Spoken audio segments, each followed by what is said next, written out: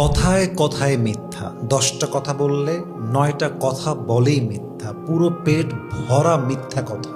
এমন মানুষ কখনো কোথাও আজীবন টিকতে পারে না, এমন মানুষ কখনো অনেস্ট অ্যান্ড লয়াল হতে পারে না। এবং মাথায় রাখবেন, মিথ্যাবাদী মানুষ কখনো কারো কাছে বিশ্বস্ত হতে পারে না, এবং মিথ্যাবাদী মানুষ কখনো কারো কাছে আপন মানুষ হতেই পারে না। ঠিক কিনা বলেন?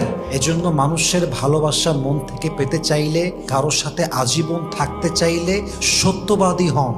যা হয়ে যাক, আপনার জবান দিয়ে সত্য কথা বের হবে। মাথায় রাখবেন, আল্লাহ বলছেন, তোমরা সত্যবাদীদের সঙ্গে থাকো। ইয়া আইয়ুহাল্লাযীনা আমানুত্তাকুল্লাহা ওয়া কুনু মা'আস সাদিকিন। যে সত্যবাদীর বন্ধু হয়ে যায়, আমি আল্লাহ নিজে তার বন্ধু হয়ে যায়। সুবহানাল্লাহ পড়েন সবাই। সো অলওয়েজ সত্য বলবেন, কথা যখনই বলবেন মিথ্যা বলবেন না, সত্য বলার চেষ্টা করবেন।